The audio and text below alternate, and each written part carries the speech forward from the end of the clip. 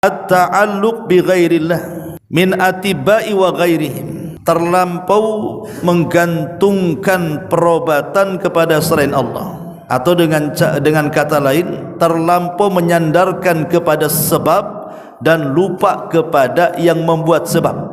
Kan ada orang itu dia melupakan Allah Subhanahu wa taala saat berobat. Hatinya disandarkan kepada obat-obatan yang ia beli atau kepada dokter tertentu yang dia yakini langganan dia bahwa dokter ini kalau ngobati suka sembuh. Lah mengaitkan hati kepada selain Allah Azza wa Jalla dalam kesembuhan itu tidak boleh.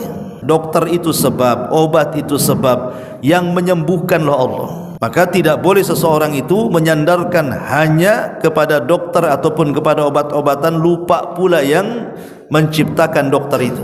Dan mencari sebab perobatan pun harus sebab-sebab yang tidak menyimpang. Dulu saya pernah jelaskan sama antum bahwa perobatan itu kan ada 3 macam. Ada perobatan itu yang memang secara nas Al-Quran dan Sunnah Nabi SAW dia adalah obat.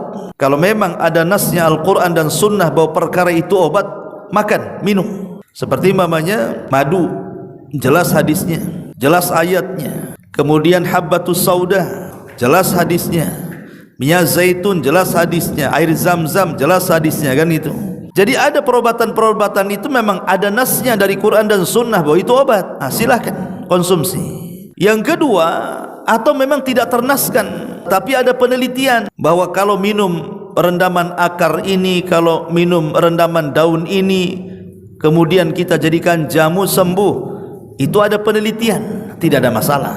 Yang masalah itu yang ketiga, Quran tidak mengatakan itu obat, hadis tidak mengatakan itu obat, penelitian ahli kedokteran, farmasi, herbalis dan yang semacamnya tidak mengatakan itu obat, tiba-tiba ada orang mengatakan itu obat. Ini yang jadi masalah. Seperti yang dilakukan dukun-dukun itu, antum dikasih gelang ini obat, katanya pakai nanti sembuh mencretmu katanya. Mana ada dokter itu ya, dia kalau tidak mampu, tidak mampu. Dia kalau bukan bidangnya dia tidak akan menangani. Kalau dukun tidak bisa, pak dukun semua bisa, nggak ada nggak bisa ke dukun sana, itu sama merendahkan dukunnya.